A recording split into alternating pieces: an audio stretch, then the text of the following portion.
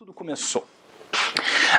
No final dos anos 60, nos Estados Unidos, estava havendo o movimento do potencial humano nos Estados Unidos. E isso influenciou muitas pessoas.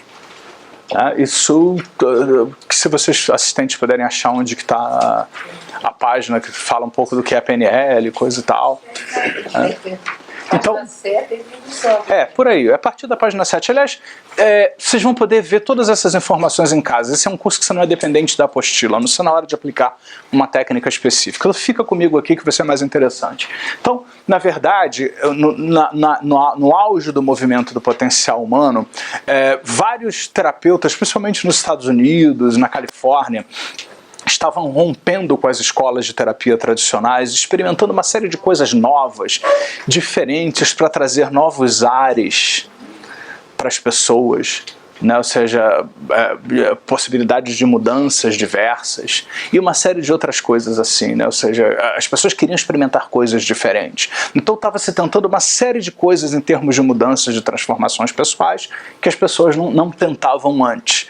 E vários terapeutas estavam tendo um grande sucesso. Eu vou falar de alguns desses terapeutas depois. Mas um homem chamado Richard Bandler, muito jovem, ele era muito pobre, né? Ele foi quase que um menino de rua na infância, mas gostava de estudar, foi músico, etc. e tal, e ele conseguiu entrar para a Universidade de Santa Cruz para estudar computação, física, uma série de outras coisas assim. E ele precisava complementar a renda dele para poder pagar a taxa lá da universidade. Ele disse que ele tinha que inclusive jogar pôquer nas fraternidades com as pessoas lá para poder ganhar algum dinheiro, para poder complementar o que ele tinha que pagar de anuidade lá da faculdade, porque ele não tinha dinheiro suficiente. Então ele conseguiu um trabalho, né, morou de favor na casa de um psicólogo e coisa e tal, lá da região e tal, e ele conseguiu um trabalho para ganhar um dinheiro extra sendo editor.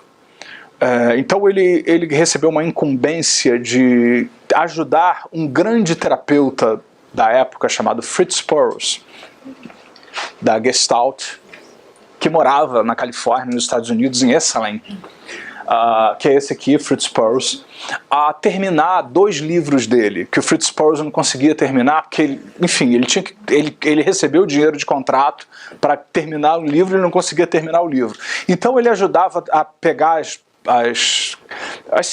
o Fritz Perls fazia várias demonstrações, assim, botava uma pessoa aqui na frente e trabalhava com essa pessoa, tudo isso era gravado em fitas cassete, né? E ele começou a ouvir essas fitas cassete e fazer anotações. O que o Fritz Perls estava fazendo? Ele foi lá, viu o Fritz Perls trabalhar, e ele começou a prestar atenção na forma do Fritz Perls falar, porque o Fritz Perls, ele conseguia botar a pessoa contra a parede. Ele botava o cliente aqui numa cadeira, a outra cadeira vazia, aí o cliente dizia: eu sofri abuso do meu pai, então veja seu pai naquela cadeira.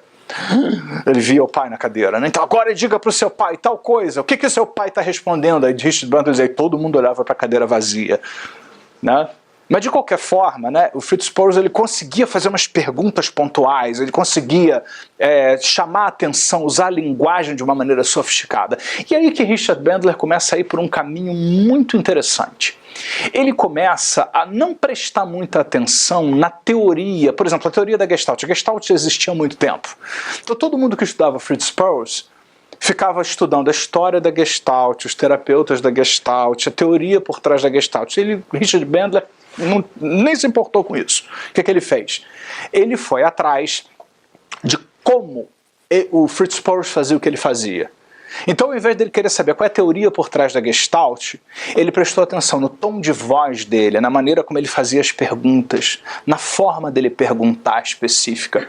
E ele começou a prestar atenção nisso e repetir isso.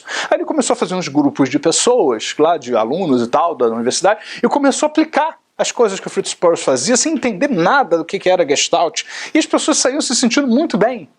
E muita gente que estudava lá com Fritz Perls não conseguia esses resultados, porque ninguém procurava saber como ele fazia, mas tentava ir atrás dos porquês.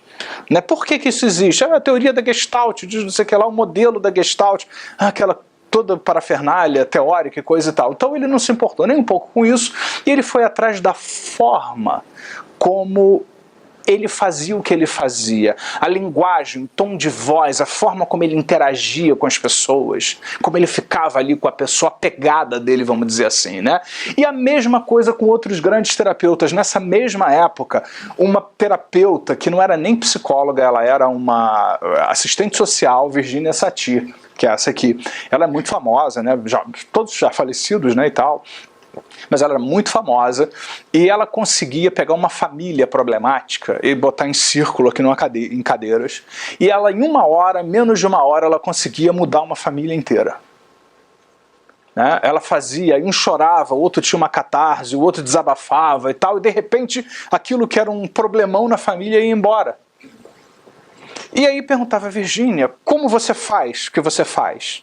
Sabe qual é a resposta dela? Não sei. E ela não sabia. Ela era tão intuitiva. E todo mundo dizia, não só o Bandler, mas todo mundo dizia que quando ela tentava explicar era um desastre. Porque ela tentava relacionar com alguma coisa e tal, mas não tinha nada a ver com o que ela fazia de fato. Mas Richard Bandler, adotando o mesmo critério, ele também não quis saber os porquês nem a teoria.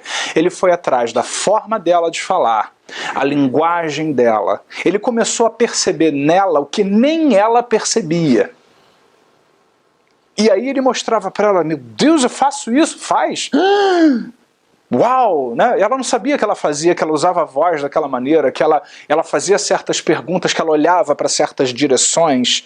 Né? Ela foi uma das modeladas em questão dessa história das pistas de acesso e tal. Ela se percebia, ela fazia mudanças de estado, ou seja, quase que uma indução hipnótica. Ela dizia, eu não faço hipnose. Ele dizia, meu Deus, ela é uma excelente hipnoterapeuta. E ela não sabia que ela fazia hipnose. Né? E ela não fazia, ela dizia, eu não faço hipnose, eu só falo às vezes mais calma com as pessoas, e aí mudo o meu tom de voz e tal, né? Então ela não sabia o que ela fazia. E a mesma coisa o Milton Erickson, que foi um outro grande terapeuta da época. Milton Erickson, ele rompe com a hipnose clássica, que a hipnose clássica, ela vem com um monte de roteiros prontos, onde você, é quase que uma receita de bolo, o livro da Dona Benta de bolo, abre a receita de bolo de laranja, você segue passo a passo. Então a hipnose clássica é isso. Você pega uma técnica pronta, com passos estabelecidos, e você vai seguindo uma coisa, outra coisa, outra coisa, outra coisa, outra coisa. Então o Milton Erickson, ele rompe com tudo isso. E ele passa a prestar atenção naquela pessoa que está ali ouvindo, turma.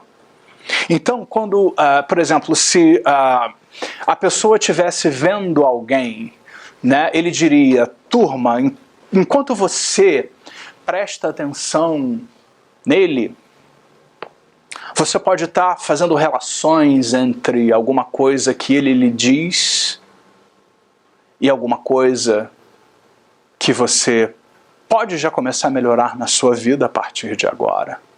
Porque todo mundo pode aprender alguma coisa em algum tempo. Porque mesmo olhar para alguém que fala alguma coisa interessante para você inconscientemente é uma oportunidade para fazer uma relação entre aquilo que você entende que não entende e às vezes tem certeza de ter dúvida sobre alguma coisa, para poder refletir sobre a possibilidade de mudança que você vai fazer. O rapaz estava lá no consultório dele, olhando para o lado de fora pela janela, entediado, olhando para um pé de tomate.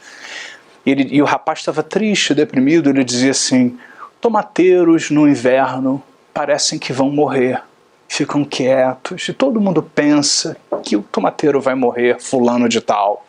Mas o tomateiro, fulano de tal, pode ressurgir na primavera com força total. Na verdade, não tinha nada a ver com o tomateiro. Ele estava dando um comando hipnótico sobre o fulano de tal, sobre ressurgir energias e tal. Então ele rompe com aqueles roteiros tradicionais e ele começa a trabalhar aquela pessoa que está ali e adaptar o que ele sabe sobre hipnose, estados de consciência e tal, em relação àquilo ali. Então o Richard Bandler, inicialmente ele começa a fazer isso sozinho, ele leva esse projeto de analisar o que essas pessoas fazem, mas não o porquê elas fazem, mas como elas fazem. Então ele não queria saber, enquanto várias pessoas estudaram Milton Erickson, e várias pessoas tentam explicar em teoria como Milton Erickson funciona.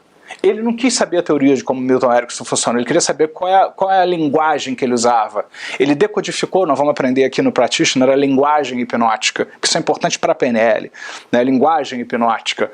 Né? Por quê? Por que ela é importante para a PNL? Porque quando você inconscientemente fala hipnoticamente com alguém, você acessa os recursos inconscientes, turma, para que as mudanças possam começar a acontecer, não necessariamente hoje, mas em qualquer tempo. Vocês veem meu ponto? Né? Então, na verdade, Milton Erickson ele não quer saber por que Milton Erickson faz o que ele faz. Ele quer saber como ele fala o que ele fala, qual é a gramática que ele usa, ele decodifica toda a gramática. E ele leva esse projeto por um professor dele, também jovem ainda, mas professor dele, John Grinder, que foi aluno do Noam Chomsky, inclusive a PNL tem muita influência da linguística do Chomsky também, para quem conhece psicolinguística, né, que é um estudo importantíssimo. E eles começam a adaptar isso.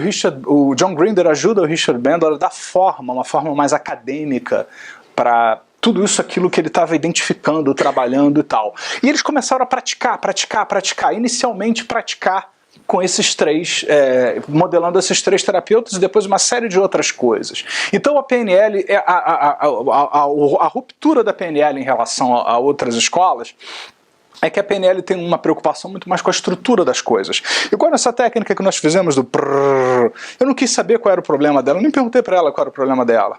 Ela melhorou, mudou e eu não sei qual era o problema dela, né? Mas o que nós fizemos? Eu identifiquei a estrutura, mesmo sem saber o conteúdo. A estrutura é aqui, caindo, em cima, sufocando. Eu mudei essa estrutura. Pronto. Mudou a configuração da história.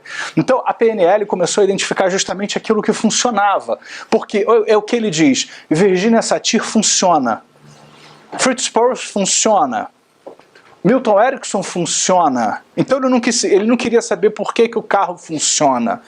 Ele queria entender como dirigir um carro. Já que o carro funciona, como dirigir o carro? Eu não preciso saber da dinâmica, da mecânica dos motores, né, e por aí tal. Eu não preciso entender como é que funcionam as transmissões por injeção eletrônica para dirigir um carro.